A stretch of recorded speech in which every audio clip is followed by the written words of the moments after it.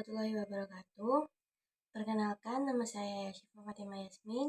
Saya dari kelas 10 Di sini saya akan melakukan video presentasi mengenai geografi hidrosfer. Pertama-tama mengenai pengertian hidrosfer.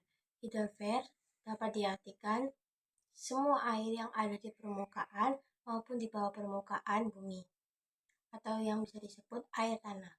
Hidrosfer meliputi dari laut, danau, samudra, air tanah, dan air ataupun hujan. Kemudian ada siklus air. Siklus air diartikan sebagai tahapan yang dilalui dari atmosfer ke bumi dan kembali lagi ke atmosfer. Siklus air melalui tahapan seperti evaporasi, kondensasi, partisipasi, sublimisasi, dan lain-lain. Kemudian ada pengertian dari perairan darat. Perairan darat merupakan perairan yang ada di daratan. Proses ini dilalui di bawah permukaan bumi maupun di atas permukaan bumi. Contoh pertama dari perairan darat adalah pertama air tanah. Air tanah merupakan berasal dari air hujan yang meresap ke dalam tanah. Kemudian ada pemanfaatannya. Manfaat dari air tanah pertama yaitu memenuhi kebutuhan manusia seperti memasak, mencuci, kemudian ada memenuhi kebutuhan produksi pada industri. Kemudian ketiga ada sebagai irigasi pada pertanian. Kedua ada sungai. Sungai merupakan aliran yang dilalui memanjang dari hulu sampai ke hilir. Sumber air sungai berasal dari sumber air hujan. Kemudian ada pemanfaatannya loh.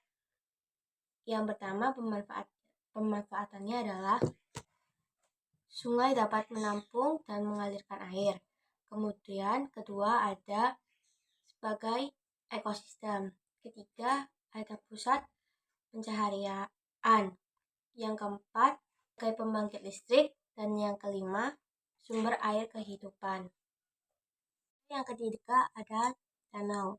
Danau merupakan bentuk tubuh air yang berasal dari curah hujan, air tanah, dan mata air yang bentuknya bervariasi. Kemudian pemanfaatan dari danau yaitu penyediaan air bersih, yang kedua sebagai PLTA, pembangkit listrik tenaga air, dan yang ketiga sebagai sarana transportasi. Yang keempat ada rawa. Rawa merupakan daerah sekitar muara sungai yang cukup luas. Rawa terdiri wilayah lumpur atau lumut. Jenis rawa yaitu pertama rawa yang digenangi air. Kemudian dua ada mars rawa. Ketiga buk, yaitu rawa yang relatif kering. Dan yang keempat rawa pasang surut. Konservasi air tanah dan daerah aliran sungai. Konservasi air tanah adalah upaya pemeliharaan keberadaan air tanah secara keberlanjutan. Dilihat dari keadaan sifat dan fungsi air tanah. Tujuannya agar air tanah dapat menantikan disedia dalam kualitas dan kuantitas yang baik dimanfaatkan oleh manusia atau makhluk hidup. Kemudian, konservasi air tanah mencakup kegiatan. Pertama, perlindungan air tanah. Kedua, pelestarian air tanah. Dan yang ketiga, pengawetan tanah. Yang berikutnya adalah konservasi daerah aliran sungai atau DAS. DAS ini bertujuan untuk melindungi badan sungai. Upaya yang dilakukan yaitu pertama, konservasi secara vegetatif, dan yang kedua, konservasi secara mekanik. Kerusakan aliran sungai ini dapat diakibatkan oleh banyak sebab, seperti penebangan pohon maupun penutupan danau. Kemudian ada laut. Laut adalah massa air asin yang menggenangi sebagian besar permukaan bumi berdasarkan kedalamannya. Laut dibedakan menjadi 4, zona litoral, zona meritik, zona batal, dan zona abis. Indonesia memiliki batas wilayah laut yang mencakup batas teritorial dan batas laut zona ekonomi.